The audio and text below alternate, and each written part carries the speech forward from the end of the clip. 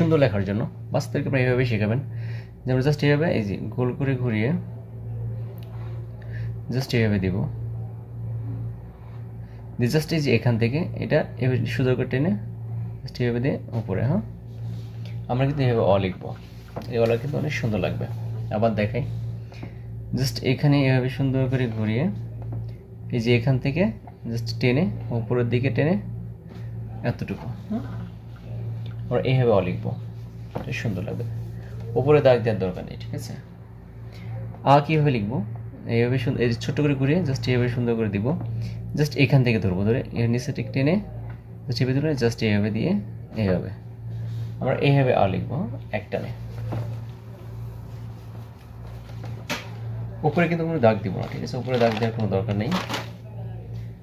রস্যই কীভাবে লিখবো আমরা, রস্যইটা লিখবো হচ্ছে জাস্ট এই যে এইভাবে ছোটো করে ঘোরাবেন, জাস্ট এইভাবে নিয়ে এসে জাস্ট এইভাবে দিবেন, দিয়ে এখান থেকে নিয়ে জাস্ট এইভাবে দেবো আমরা রস্যইটা। আশা করি অনেক সুন্দর লাগবে দেখতে। আবার লিখছি রস্যই, জাস্ট ছোটো করে ঘুরিয়ে এখান থেকে এভাবে নিয়ে এসে আমরা এভাবে দিব, জাস্ট এখান থেকে আমরা এটা এভাবে সুন্দর করে দেবো, আমরা এভাবে রস্যই লিখব।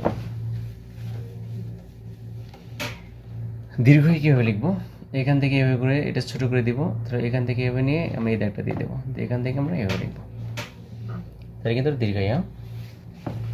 আচ্ছা আমি আরেকটু বড় করে লিখি, প্রথম দাগটা সুন্দর লাগবে। এখান থেকে আমরা এভাবে ওর মতো করে লিখে এখান থেকে নিয়ে আমি এখানে এভাবে দেবো, তাহলে উপরে দিয়ে দেবো। হ্যাঁ, এটা হচ্ছে আমাদের দীর্ঘই।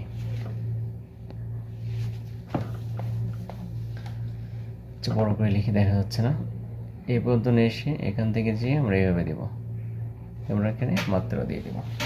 ওকে,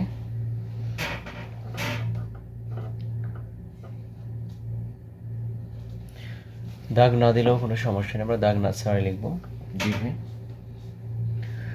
রস্য কীভাবে লিখবো, তো ছোট্ট করে দাগ দিয়ে, যেহেতু দাগ আছে দাগ দিয়ে আমরা এখান থেকে ছয়ের মতো করে ধরে এই যেভাবে লিখে জাস্ট এটা গোল করে দেবো। হ্যাঁ, উপরে একটা আমরা মাত্রা দিয়ে দেবো, এটা হচ্ছে আমাদের রস্যই।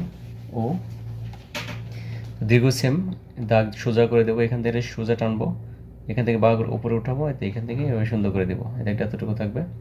তারপর এখান থেকে ধরে জাস্ট এইভাবে দিয়ে দেবো, এখান থেকে আমরা মাত্রাটা দিয়ে দেবো, দীর্ঘ এভাবে লিখবো। রি যেহেতু লেখেন, রিটা লিখবো খুব সহজ করে, উল্টা করে ঘুরিয়ে জাস্ট এই যে এতটুকু দেবো, এখান থেকে দিয়ে এতটুকু টানবেন, এখান থেকে দিয়ে জাস্ট এইভাবে দিয়ে এইভাবে। হ্যাঁ, আমরা এইভাবে রি লিখবো। আরেকবার দেখাই আমি,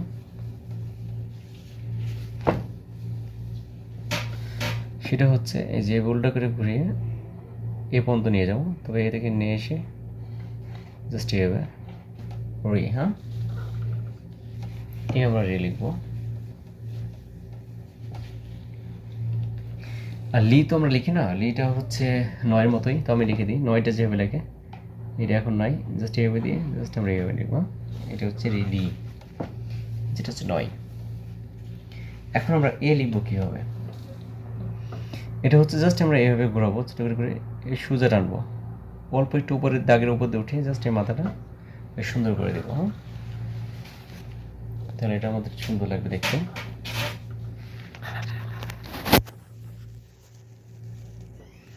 আমরা এভাবে এ লিখবো।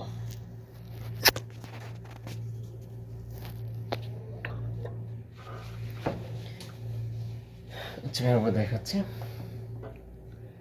এবার ছোটো করে ঘুরিয়ে এই যে উপর দিয়ে এভাবে শুধু নিচে টানবো, আলাদা করে উপরে উঠিয়ে জাস্ট আমরা এভাবে দেবো, এইভাবে এ লিখবো। এ লিখবো কীভাবে, এভাবে ঘুরিয়ে জাস্ট এভাবে টেনে এভাবে দিয়ে এখান থেকে সুন্দর করে দেবো। এ লিখবো। ও লিখবো হচ্ছে 3-এর মতো করে, জাস্ট এইভাবে ঘুরাবো, এতটুকু এখান থেকে এতটুকু যে এভাবে করে দেবো। এটা হচ্ছে ও, এটা কিন্তু অনেক সুন্দর লাগবে, এটা বড় করে দিলে অনেক সুন্দর লাগবে। ও কীভাবে হবে, এভাবে সুন্দর করে লিখে এখান থেকে আমরা এভাবে দিব, এটা হচ্ছে ও। তাহলে স্বরবর্ণ এইভাবে শেষ। ব্যঞ্জনবর্ণ কীভাবে লিখবো, ক লিখবো খুব সহজ, এইভাবে ধরে এটা ছোট্ট করে দিতে হবে, দিয়ে বাম দিকে টেনে নিচের দিকে টেনে উপরের দিকে সুন্দর করে ঘুরে দিতে হবে। এটা হচ্ছে ক। কীভাবে লিখবো? ধরে প্রথমটা সোজা হবে, সোজা করে টেনে জাস্ট বাম দিকে টানবেন, নিচের দিকে উপরে জাস্ট এইভাবে সুন্দর করে ঘুরে দিলে এটা ক। সুন্দর লাগবে। আমরা এইভাবে লিখবো।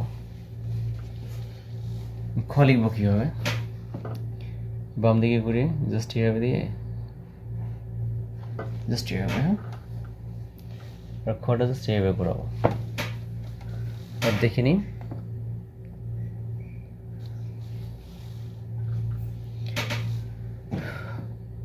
এইভাবে ঘুরিয়ে জাস্ট এইভাবে দিয়ে এইভাবে আমরা খ লিখব।